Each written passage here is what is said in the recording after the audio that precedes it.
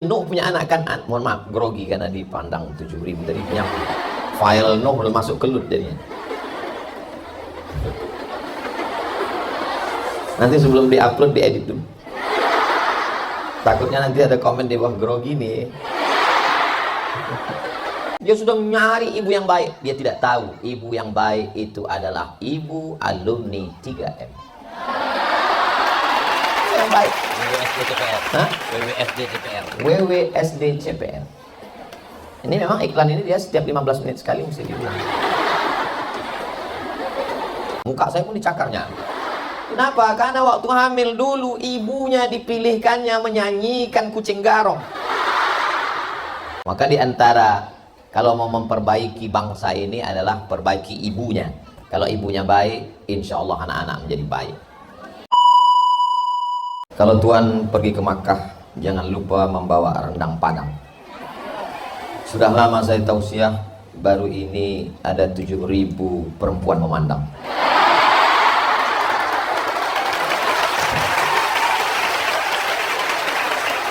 Ini bukan basa-basi, mohon maaf Habib Samih ini. Bukan basa-basi, memang 7.000 orang kali 2 berarti 14 bola mata. Itu memang baru kali ini. Inilah rasanya perempuan yang paling banyak. Untungnya ditemani oleh Habib Muhammad bin Anis, Habib Ja'far dan para habaib. Sejak pertemuan kami di awal, belum pernah Habib Sagaf ini mau tangannya dicium. Saya heran, apa rahasianya? Dan selalu bicara, kalau ketemu dengan orang banyak, sayalah yang paling rendah di antara mereka. Dan itu beliau ulang-ulang. Cuman saya orangnya segan mau nanya. Saya kalau orang ngomong, saya dengar aja. Apalagi zaman sekarang kita kalau mau nanya takut. Nanti kalau kita nanya, kamu bertanya-tanya.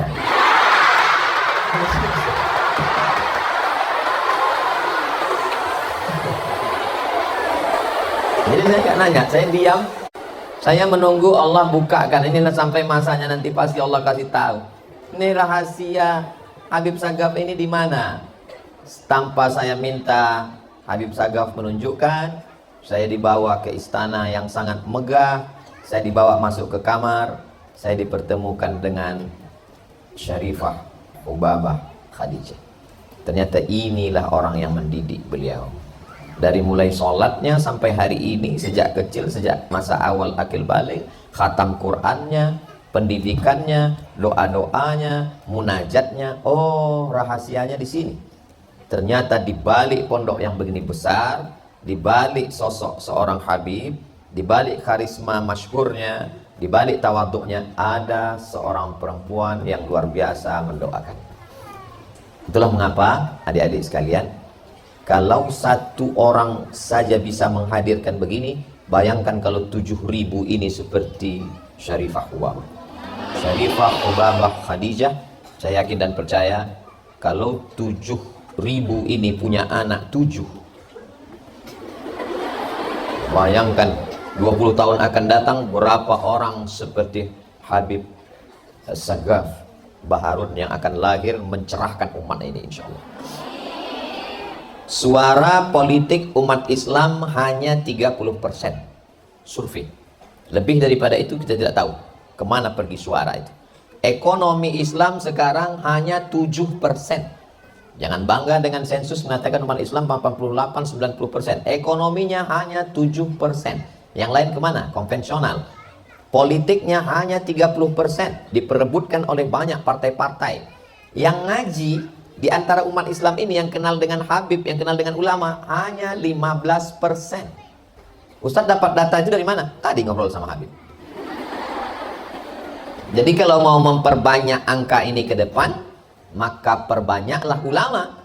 Tapi ulama itu keluar dari mana? Sampai hari ini belum ada mesin yang mencetak ulama. Belum ada pabriknya ulama ini. Pabrik mobil ada, tapi pabrik yang mengeluarkan ulama belum ada. Pabrik ulama itu, maka datangi ulama itu, lihat rumahnya, cari rahasianya. Dan saya sudah menemukannya. Ternyata rahasianya ada pada ibu. Walaupun ayahnya seorang nabi, tapi kalau ibu kurang baik, apa yang terjadi? Ya bunayyarkam ma'ana wahai anakku, mari naik ke atas perahu ayah. Apa kata dia? Sa'awi ila jabalin ya'simuni minal ma'. Aku akan naik ke atas bukit yang bisa menyelamatkan aku dari banjir ini.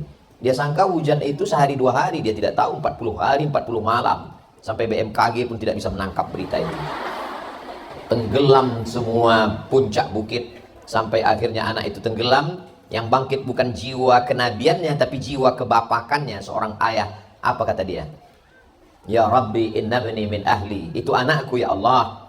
Malu dia untuk mengatakan tolong dia ya Allah. Tidak. Dia hanya berkata innabni min ahli. Itu anakku ya Allah. Apa kata Allah? Innahu laysa min ahlik, innahu amalun ghairu salih. Padahal ayahnya Nabi Lut. Ternyata anak itu Kan'an. Setelah cerita tentang Nabi Nuh alaihi salam, ketika Nabi Nuh punya anak Kan'an. Mohon maaf, grogi karena dipandang 7.000 tadi nyambung. File Nuh belum masuk ke Lut jadinya. Nanti sebelum diupload diedit dulu. Takutnya nanti ada komen di bawah grogi nih.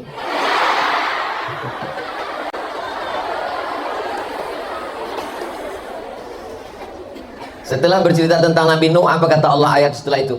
Wal baladut thayyibu yakhruju nabatuhu bi'izni rabbih walladzi khabutha la yakhruju illa nakida. Tanah yang bagus akan mengeluarkan tanaman yang indah. Tidak ada tanah yang lebih subur daripada tanah Indonesia. Gemah ripah, loh jenawi, tongkat dan batu jadi tanaman, untayan samrud katulistiwa. Indah. Tapi ketika kita pergi ke Maroko, dari perjalanan ibu kota Maroko, bahasa Arabnya ad-darul bayda. Dar, rumah, bayda, putih. Tulis Latinnya Casablanca. Tulisan Latinnya Casablanca. Casa artinya putih, Casa artinya rumah, Blanca, blank, kosong, putih, tak ada warna. Casablanca, rumah putih.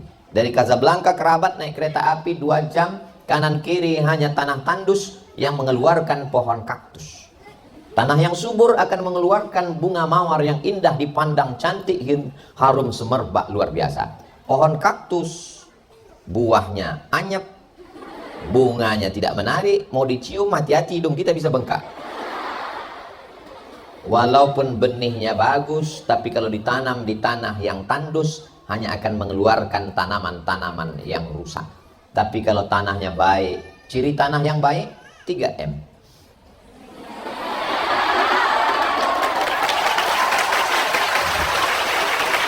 Masya Allah, tabarakallah. Begitulah Allah subhanahu wa ta'ala menceritakan bagaimana hebatnya. Maka diantara kalau mau memperbaiki bangsa ini adalah perbaiki ibunya. Kalau ibunya baik, insya Allah anak-anak menjadi baik. Makanya kenapa bisa lahir Al-Amin? Al-Amin hanya dilahirkan oleh Aminah.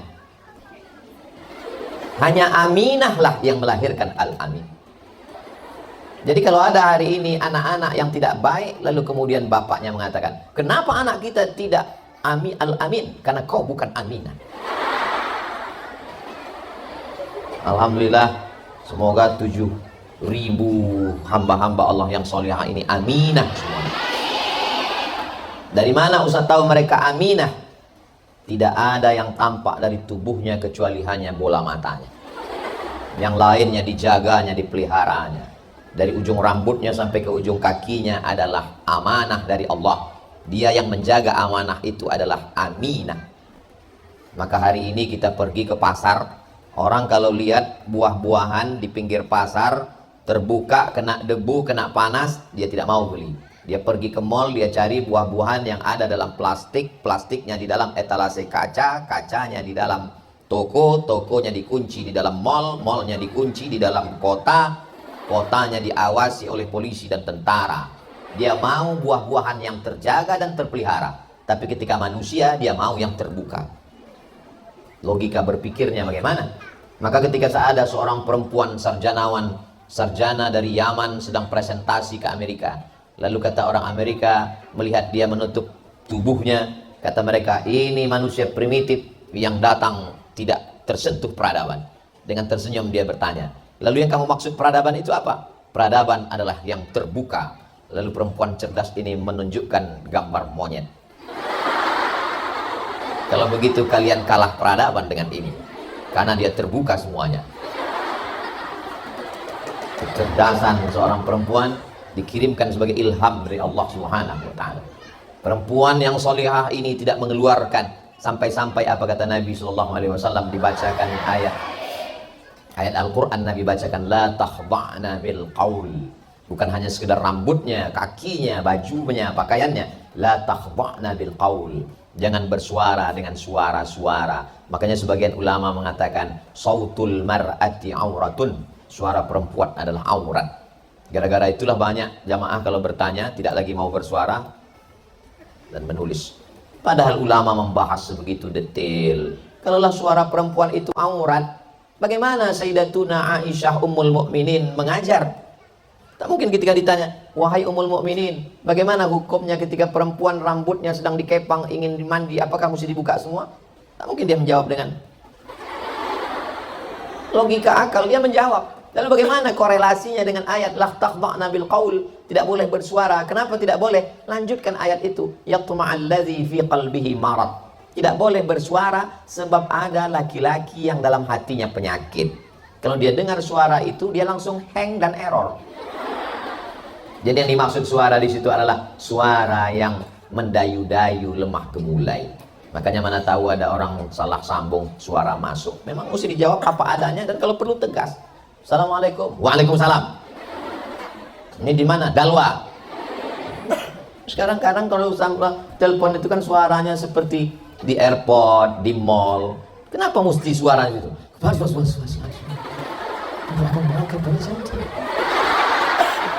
mesti dibuat-buat begitu? Kenapa tidak bersuara sebagaimana apa adanya saja? Orang barat begitu marah melihat eksploitasi alam. Mereka mengatakan tidak boleh eksploitasi binatang. Bahkan ada khusus yang membela hewan-hewan, membela tanam-tanaman. Namanya green peace, green hijau, peace damai, hijau yang penuh dengan kedamaian. Tidak boleh membunuh binatang, tidak boleh memotong pohon kayu. Tapi mereka mengeksploitasi perempuan. Kalau ada iklan kulkas, ada perempuannya, masih logis. Karena perempuan dengan kulkas tidak begitu jauh. Tapi perempuan dengan iklan minyak pesawat, apa hubungannya? Ketika perempuan hanya dijadikan sebagai pemegang payung untuk lomba motor gede. Perempuan yang megang payung. Dan ketika Malaysia menjadi tuan rumah, Masya Allah, tabarakallah, negeri muslim yang memuliakan Islam sebagai dasar berkebangsaan, boleh menjadi tuan rumah. Tapi nanti kalau menang, tidak boleh menyemprotkan khamar. Di mana-mana di tempat yang tidak menghormati ajaran Islam, kalau menang, khamar disemprotkan. Ternyata ketika disemprotkan minuman bersoda, tetap berbuih. Lalu kemudian perempuan yang memegang itu pakai baju kurung, baju Melayu. Disebut baju kurung, baju Melayu. Kenapa kurung? Karena tubuhnya terkurung. Tidak kelihatan lekuk tubuhnya. Baju kurung itu panjang saja. Dan pakai kerudung menutup aurat. Dan ternyata terjadi, terwujud, tanpa harus mengeksploitasi perempuan. Perempuan dalam Islam bukan tidak boleh beraktivitas. Tapi ini ayatnya jelas, Ustaz. Waqarna fi buyutikunna. Menetaplah kamu ke rumah. Betul. Tapi Al-Quran itu tidak boleh difahami tanpa melihat konteks pada kehidupan Nabi Muhammad SAW. Suatu ketika Nabi melihat Asma binti Abi Bakar membawa makanan onta di atas kepalanya. Nabi membantunya mengangkatkan dan membawanya pulang. Nabi tidak ada marah. Seandainya Nabi marah, ya Asma, jangan lakukan ini. Berarti hadis qauli. Tapi Nabi membawa pulang menunjukkan hadis takriri. Kita tahu ada hadis fi'li, ada hadis qauli, ada hadis takriri. Persetujuan Nabi terhadap perbuatan Asma menunjukkan perempuan boleh beraktivitas. Itu dasar pengambilannya, kata Syekh Atiyah Saqar dalam kitab Fatawa Al-Azhar, kumpulan fatwa-fatwa Al-Azhar. Pada masa pemerintahan Sayyidina Umar ibn al-Khattab, Amirul Mukminin, maka perempuan ada namanya polisi disebut wilayah Hisbah, yang sekarang mungkin kita mengenalnya istilah Satpol PP, untuk menjaga pasar kota Madinah. Dan yang menjadi ketua wilayah Hisbah saat itu adalah Ummu Syifa. Ummu Syifa adalah perempuan. Belum ada sampai hari ini dalam sejarah Ummu Syifa laki-laki. Menunjukkan bahwa perempuan boleh beraktivitas, tentu saja dengan syarat dan ketentuan berlaku. Paling tidak ada 5 syarat. Yang pertama, ada izin dari suaminya. Saya yakin dan percaya adik-adik nanti akan menjadi anggota DPR RI, akan menjadi polisi, akan menjadi tentara, akan menjadi rektor, akan menjadi dokter spesialis, akan menjadi mujahidah fisabilillah, tapi dia pasti akan izin suaminya, dan dia tidak akan marah, tidak memaksa, dan tidak menuntut, karena dia adalah alumni M3 3M.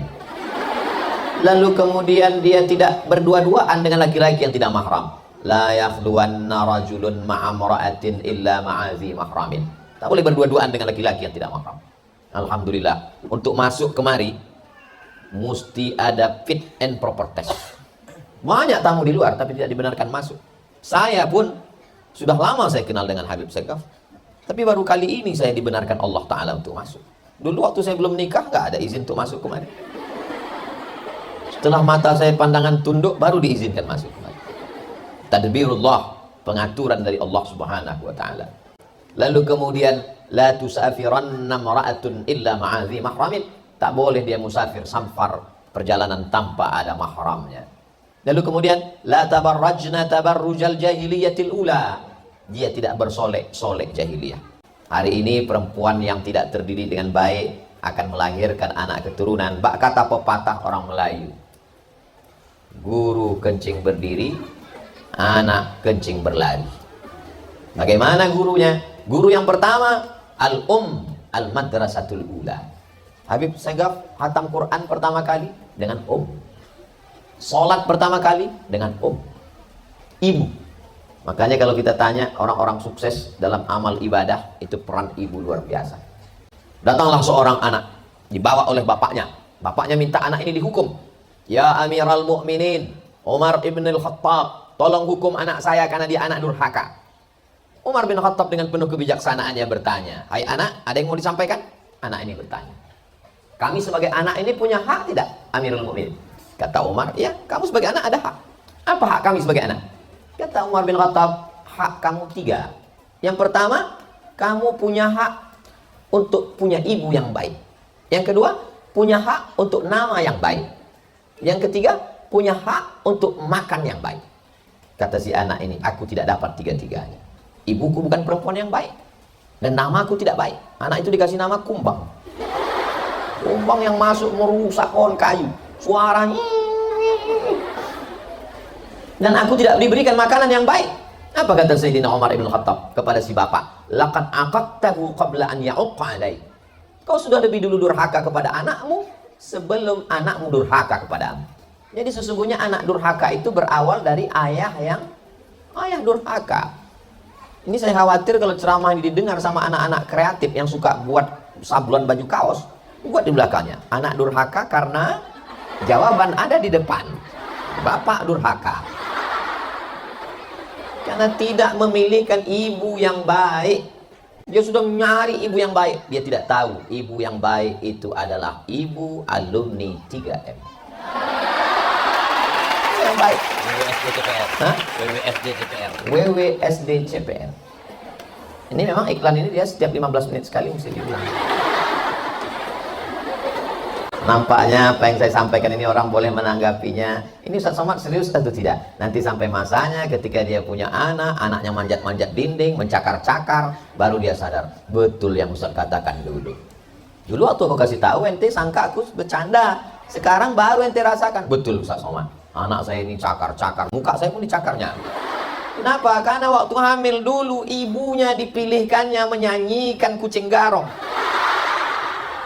Garong itu kan perampok, kucing yang merampok, bukan kucing yang soleh.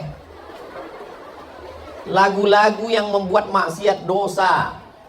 Coba kalau ibunya dari pondok pesantren Darul Lughah wa Da'wah, maka akan dibacakannya syair-syair dari matan-matan tajwid, sifzasana kam jada saksifat sanadun tayyiban zikritu qalbak zaliman kalamun alabzun mufidun kastaqim ismun wa'filun summa harfun kalim. Semarah-marahnya dia, paling-paling dia akan bacakan tasrif doroba. Nah, marah-marah itu udah marah betul juga. Dorobanya sampai 14 kali udah.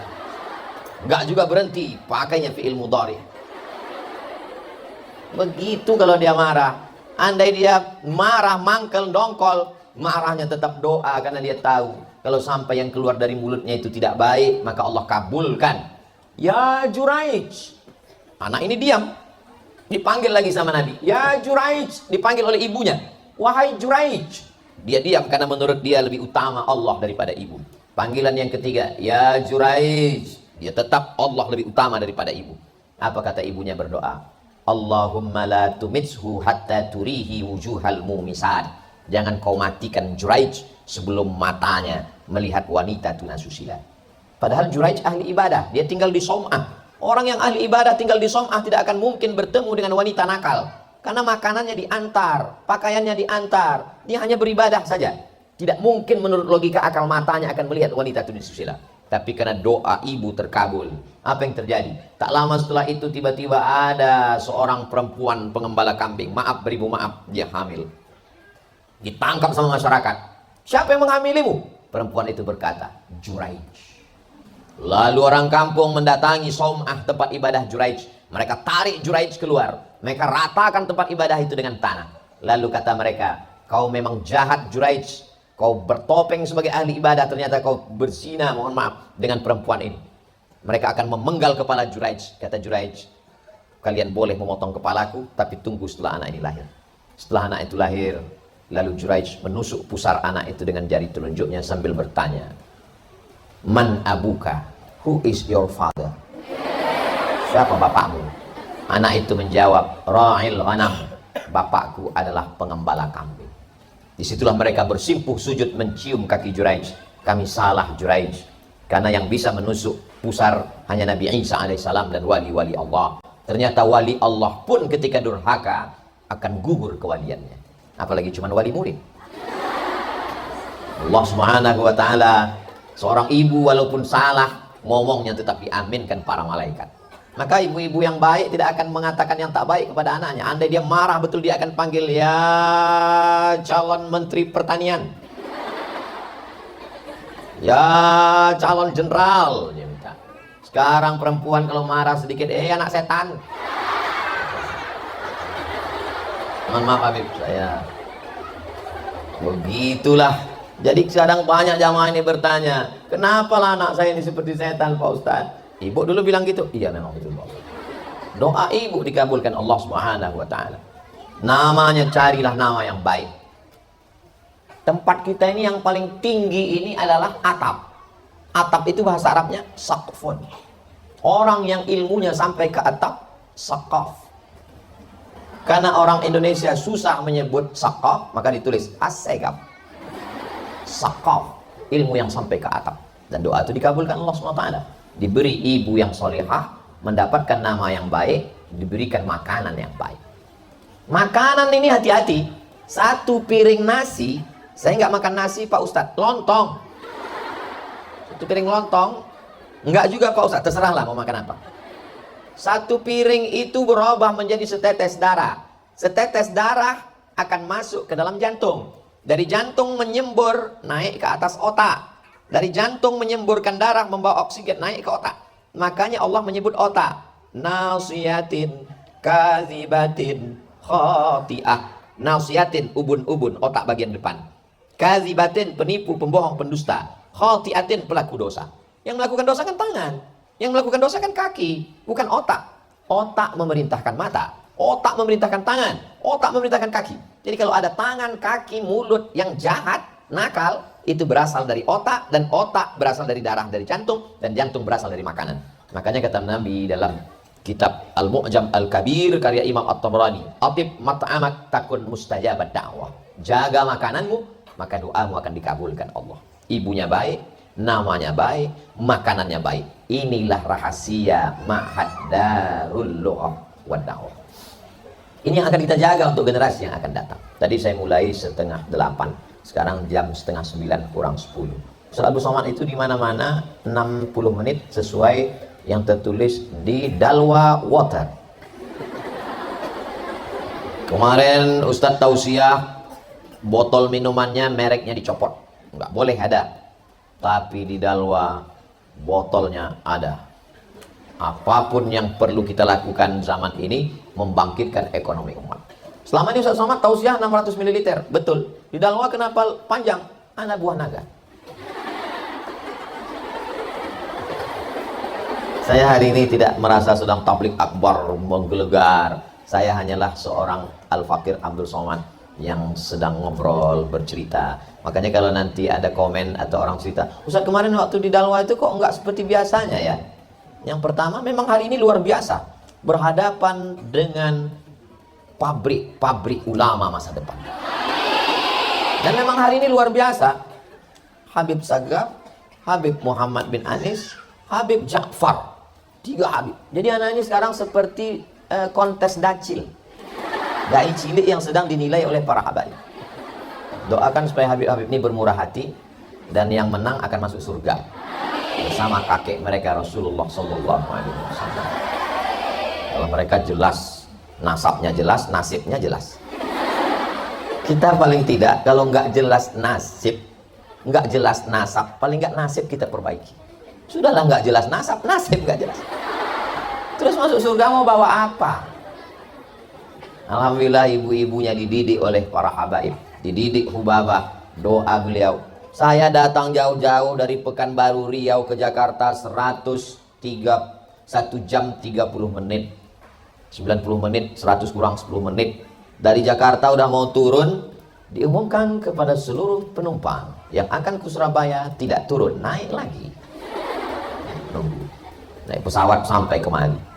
Lalu kemudian mampir ke Jombang ke tempat ibu mertua. Lalu kemudian sampai kemari. Untuk apa? Untuk mengambil barokah. Dibacakan oleh Hubabah tadi Al-Fatihah. Kata Habib Sagaf, tolong bacakan untuk Ustaz Abdul Somad supaya dia sehat. Karena Habib Sagaf sangat khawatir dengan saya. Karena dilihatnya saya nggak gemuk-gemuk. Maka dari tadi makanan itu beliau kasih. Kata beliau, Ustaz Somad ini nggak gemuk ada 2 kemungkinan. Yang pertama sangat menjaga, yang kedua sangat menderita. Kalau tadi makanan dikasih, Masya Allah, ada rawon, ada gulai putih, ada nasi kuning, lalu tempat beliau dikasih lagi minum. Saya pun waktu minum itu sulit untuk diungkapkan kata-kata, karena kata begitu miskin untuk mewakili rasa. Lalu kemudian sampai kemari, Masya Allah, tabarak. Di tempat-tempat lain kadang kita tahu siap pengajian, makanannya banyak, cuman nggak dibuka dan nggak dipersilakan. Kita pun segan. Di tempat Habib dipersilakan, diberi. Tadi berapa kali beliau nyuruh saya minum. Ustaz, minum itu minuman khas, Masya Allah. Dalam hati saya, apakah santri begini juga? Rupanya betul. Kantinnya, Masya Allah, tabarakallah. Sehat-sehat semua. Apa kata Habib? Kita ingin menunjukkan pesantren tidak boleh dipandang sebelah mata. Pesantren bangunannya mesti bagus, makanannya mesti sehat. Ustaz Somad, tunggu dulu, jangan tepuk tangan dulu, tunggu, tahan. Keluar tadi.